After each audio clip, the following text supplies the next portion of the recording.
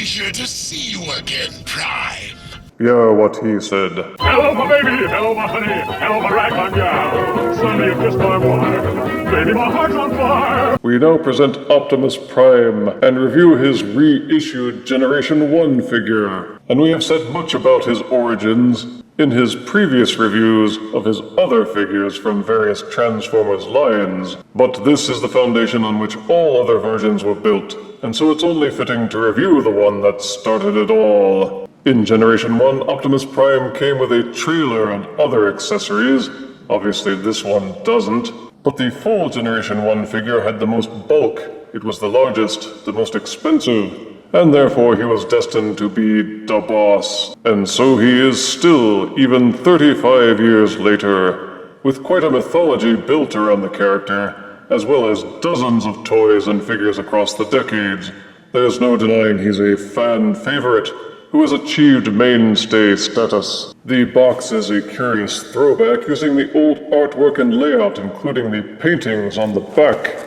It may seem primitive compared to the modern packaging and layout, but hey, it was the 80s and things were just different back then. Some limited instructions are up at the top, character art photos on each side, and on the back it has his tech spec bio. His function is Commander, and his credo is freedom is the right of all sentient beings. Optimus Prime is the largest, strongest, and wisest of all Autobots. Feels his role as the protection of all life, including Earth life. Fights unceasingly to defeat the Decepticons. Splits into 3 autonomous modules. 1 Optimus Prime, the brain center known as the Commander. 2 Roller, the Autobot scout car, a spy who operates up to 1,200 miles away. And 3 Autobot headquarters, the combat deck equipped with a versatile mechanic artillery robot. Injury to 1 module is felt by the other 2. Oh, I guess you just didn't feel anything for them, did you? He has stats off to the side, they gave him mostly 10s. But let us now open up Optimus Prime and review him properly. Out-of-box Generation 1 reissue Optimus Prime comes with his instruction booklet. A shiny sheet of stickers to apply with the aid of the instruction booklet. 2 weapon accessories, and 2 balled-up fist accessories. He comes with no trailer accessory, but if he did have the trailer, it would only make him feel pain anyway. And this is Optimus Prime in his Alt mode, a cab-forward semi-truck. The classic Optimus Prime colors are there, with mostly red on the cab. The trailer hitches in blue, and a silver paint strip along the sides. The molding and detailing are a match to his original beginnings, and it is worthy of noting that the silvery parts use the old style of plating, which makes them actually shiny instead of just silvery. The bumper, the grillwork, the smokestacks and hubcaps and headlights are all properly mirror-like. Optimus Prime also sports actual rubber tires which grip and roll well on smooth surfaces, and you can tell that some of the parts are actually made of die-cast metal, not just plastic, harking back to the love and care which Hasbro used to take with these figures. Modern technology may be better, but in many ways you just don't get quality like this anymore, except when they reissue them. There's no real way to store the weapons in the Alt mode, unless you break specs and semi-transform him by folding out the arms, plugging in the fists into the headlights, then plugging the guns into the fists, to make a kind of attack mode. I know, try not to take it too seriously. Why, just imagine this rushing at you on the freeway, pew-pew, pew-pew. Applying heat to the rub decal on top of the truck will cause the Autobot symbol to very briefly and very faintly appear. The rear legs don't actually tab together, and nothing is holding them in place except for friction. They have a tendency to lower and drop a bit, unless of course the truck is on a flat surface. The stickers present a bit of a quandary for the collector. There aren't many and are easy to apply, but do you apply the stickers or keep the figure pristine for reselling potential? What to do? As an actual toy truck, Optimus Prime's reissue is actually quite serviceable and good. He feels quite solid and has good heft, mostly because of the actual metal they use. There's excellent detailing, the paint is neat and clean, and of course he carries over his Generation 1 trick of being able to pop open the front to seat the non-existent drivers which would have been there if this was the Diaclone figure that it was originally based off of. But you can easily close it back up to ignore that failed bit of history. Transforming to robot mode is comparatively simple. Take the rear section of the truck and fold the legs down. Doing so will activate some spring-loaded ratchets on the inside, which will cause them to extend outwards. Transforming to truck mode forces the legs to squeeze together, and transforming to robot mode will automatically split them apart, which was pretty neat technology for its time. Flip up the robot feet, extend the arms out from the sides of the truck, and then take the shoulder section area and fold it outwards.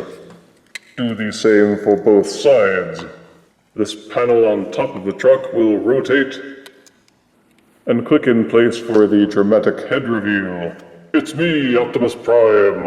There is some parts forming involved. You have to plug the robot fists into the front of the headlights, but once you have done that, the transformation is complete.